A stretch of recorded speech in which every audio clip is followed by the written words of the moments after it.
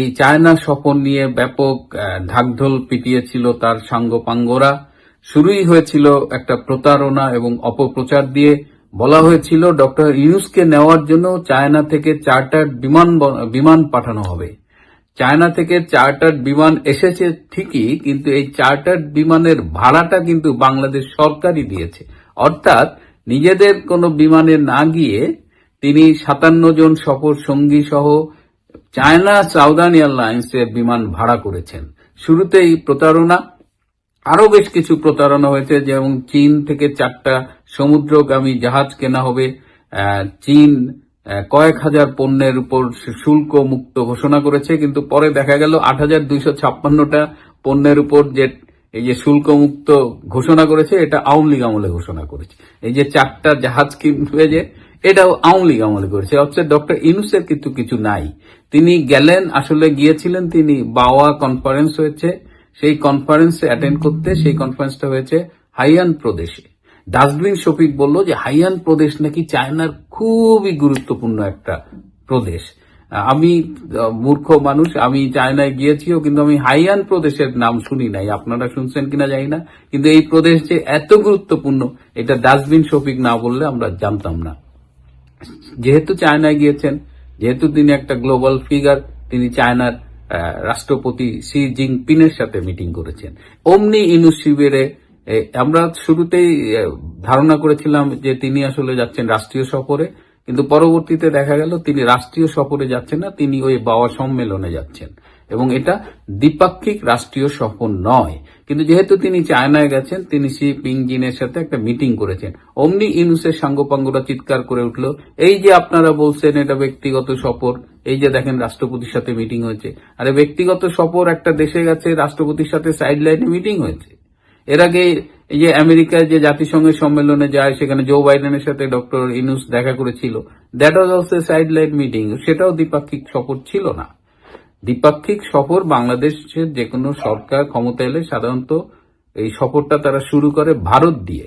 Doctor ইউনূসও চেষ্টা করেছিলেন ভারতে রাষ্ট্রীয় সফরে যেতে, কিন্তু ভারত তাকে না বলে দিয়েছেন। ভারতকে আপনি সকাল বিকাল গালাগালি করবেন, হ্যাঁ, ভারতের প্রধানমন্ত্রীকে আপনি চা বিক্রেতা বলবেন, এবং আপনাদের নোবেল লরিয়েট প্রধানমন্ত্রী তো চা বিক্রেতা তো আপনার সাথে দেখাই করে না। আপনি ওই এত বড় নোবেল লরিয়েট আপনি, যে ভারত আপনাকে, আপনি যে ভারত সফরে যাইতে চাইলেন, ভারত সিম্পলি সেড নো। এই যে অপমান, এবং এটা যে আপনার অবস্থানটা বুঝিয়ে দেয় যে ভারত একটা সুপার পাওয়ার এবং ইউ স্ট্যান্ড নো ওয়্যার। আপনি ভারত না ডাকলে আপনি যাইতে পারেন না, অথচ আপনি কিন্তু ক্ষমতা নেওয়ার আগেই ভারতে নর্থ ইস্ট স্টেট অস্থিতিশীল করে ফেলছেন, এখনো উঠতে বসতে ভারতে গালাগালি করেন। তো ভারত ন্যাচারালি আপনাকে ইনভাইট করে নাই, বা আপনার ইন্টেনশনটাকে রেসপেক্ট করে নাই। আপনি গেলেন চায়নায়, চায়নায় গেলেন, তাও রাষ্ট্রীয় সফরে গেলেন না, ঘুরায় ফিরায় রাষ্ট্রপতির সাথে দেখা করলেন। সেইখানে আবার কি হলো, যা আপনি অ্যাচিভমেন্ট বলে দাবি করছেন সেগুলো অধিকাংশই শেখ হাসিনার আমলে করা। আর সে এখন যেখানে হয়েছে, একটা নাকি চুক্তি হয়েছে পেপারে দেখলাম, আর 8টা সমঝোতা স্মারক হয়েছে। তো এই সমঝোতা স্মারকের কি হবে না হবে এগুলো এখনই বলা যায় না। অনেকেই বলছেন যে চীন একটা বিশ্বমানের হসপিটাল করে দিবে, এবং ভাবখানা এরকম যে ওই বিশ্বমানের হসপিটালটা যদি হয়ে যায়, তাহলে আমাদের ট্রিটমেন্টের, আমরা যে ভারত যাই, সিঙ্গাপুর যাই, ব্যাংকক যাই, আর কোথাও যাইতে হবে না। আচ্ছা, বাংলাদেশের যে এই যে চিকিৎসার প্রয়োজন, এই যে মানুষ বিদেশে যায়, সেটা কি একটা হসপিটাল করলেই সেটা সলভ হয়ে যাবে? এত এত সহজ বিষয়টা, মানে মেডিকেল ট্যুরিজমের যে অ্যাগ্রেসিভ ক্যাম্পেইন চলতেছে মানুষের, তারপরে মানুষের পয়সা হলে এখন চেক আপ করতেও সিঙ্গাপুরে যায়। তো অনেক, এটা একটা কমপ্লেক্স ইস্যু। সেখানে চায়না একটা হসপিটাল করে দেবে, হসপিটালটা করে নাই, কিন্তু তাতেই আপনি এত উতলা হয়ে গেলেন। তারপরে চায়না বাংলাদেশে অনেক ইনভেস্টমেন্ট আছে সত্যি, এবং এটা শেখ হাসিনার আমলে হয়েছিল, প্রচুর বিনিয়োগ আছে কিন্তু। এবং এখন অনেকে বলেন যে শেখ হাসিনা তো চায়নার থেকে বিনিয়োগ আছে, ডক্টর ইউনূস গেলে দোষ কি? দোষ নাই। শেখ হাসিনা চায়না থেকে বিনিয়োগ এনেছে, কিন্তু চায়নার কাছে আত্মসমর্পণ করেনি। শেখ হাসিনা একটা ব্যালেন্স ডিপ্লোমেসি করেছে, চায়নায় গেছে, আমেরিকায় গেছে, রাশিয়ায় গেছে, ভারতে গেছে। তো শেখ হাসিনা সবার সাথে মিলে একটা ডিপ্লোমেসি মেনটেইন করেছে, এবং শেখ হাসিনা চায়নার কাছে সারেন্ডার করে নাই। কিন্তু আপনি কি করলেন? আপনি চায়না গেলেন, এবং কখন গেলেন? যখন গ্লোবাল পলিটিক্সে একটা টেনশন চলতেছে, আমেরিকার সাথে চায়নার একটা বাণিজ্যিক দ্বন্দ্ব যেটা এক ধরনের যুদ্ধেও রূপ নিতে পারে, ট্রেড ওয়ার, সেই সময় যখন সাউথ এশিয়ায় আমেরিকা ভারত মিলে একটা ইন্দো প্যাসিফিক রিজনের সিকিউরিটি নিয়ে কাজ করছে, সেই সময় আপনি আমেরিকার যে এনিমি, পলিটিক্যাল এনিমি অ্যাটলিস্ট, আপনি তার কাছে চলে গেলেন। তার মানে কি, আপনি ইন্ডিয়া আমেরিকার বলয়ের এগেনস্টে গিয়ে আপনি পাকিস্তান চায়না বলয়ে ঢুকে গেলেন।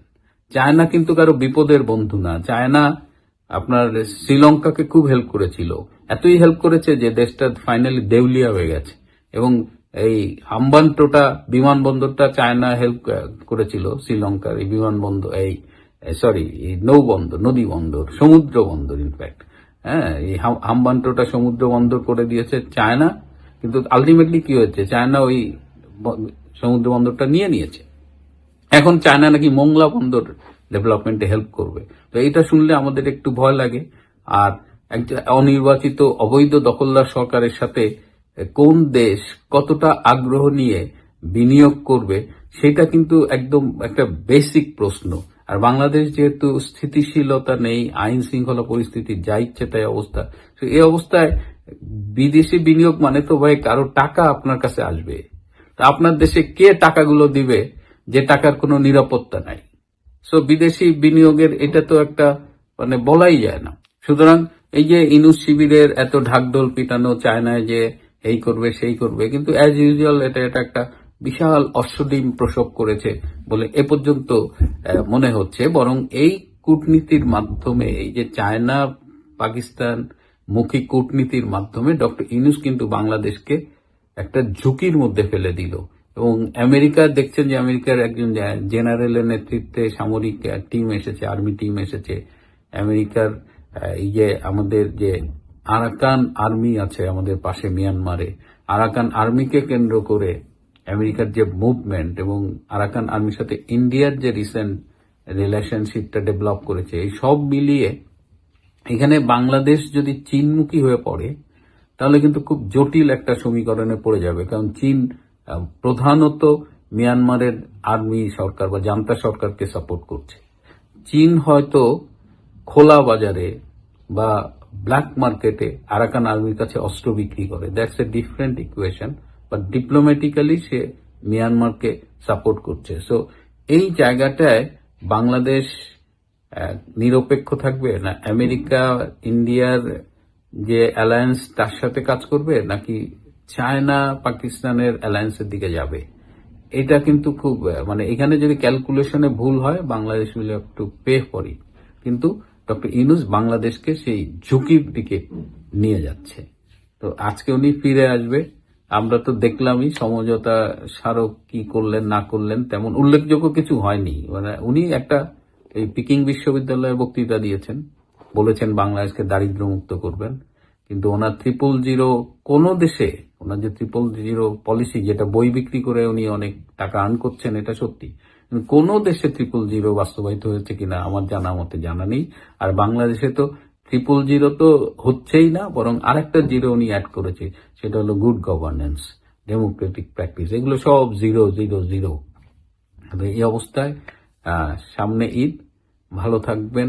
আমি জানি আওয়ামী লীগের অনেকেই রাজনৈতিক কারণে ঘর ছাড়া, তাদের কাছে ঈদ বলে নতুন করে কিছু নেই। তারা সবাই খুব কষ্টে আছে। তো এই অবস্থায় তবুও আমাদের মনোবল চাঙ্গা রাখতে হবে, শারীরিকভাবে সুস্থ থাকতে হবে। প্রিয় দর্শক, আজ এ পর্যন্তই। ভালো থাকবেন, সুস্থ থাকবেন এবং তার চেয়েও জরুরি হলো নিরাপদে থাকবেন সবাই।